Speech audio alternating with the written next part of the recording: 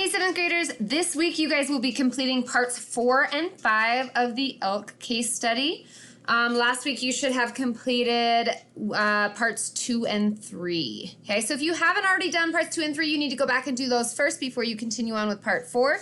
But we're going to go ahead and get started with part 4, and then make sure you move on and do part 5 as well.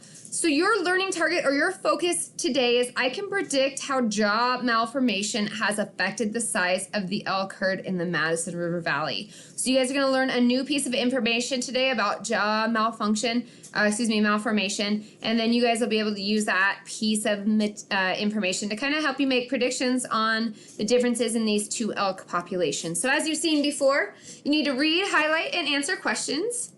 This is your reading for part 4. So in the mid-1900s, researchers discovered stark differences between the jaws of Lamar Valley elk and the jaws of Madison River Valley elk. Lamar Valley elk jaws showed typical wear of teeth in the time of death.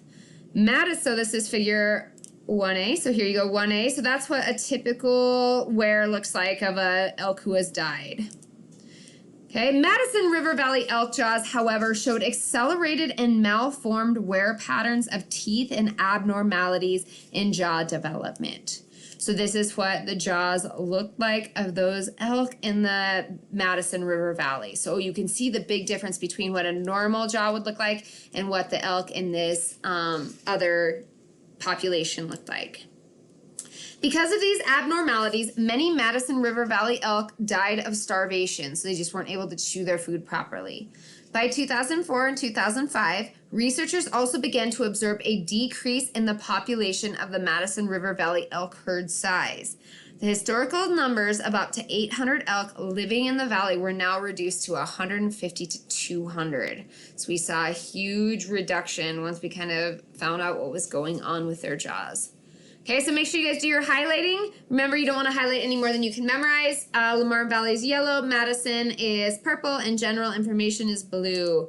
Take a look again at these two jaws if you need to, and then move on to your questions. What new evidence is presented, and how does it factor into the difference in average age of the two elk habitats? So how might this contribute to why the elk are dying so much younger in the Madison River Valley than the Lamar Valley?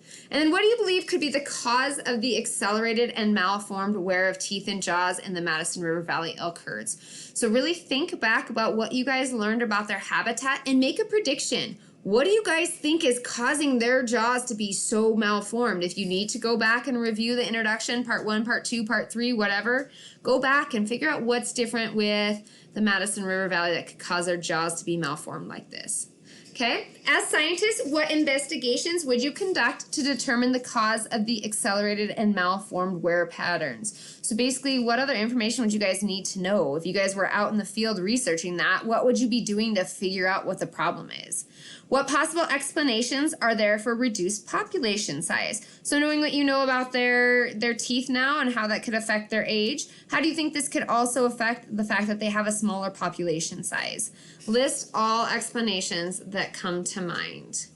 Okay, once you complete part 4, remember you're also doing part 5 today, so I'll see you in a second. Bye.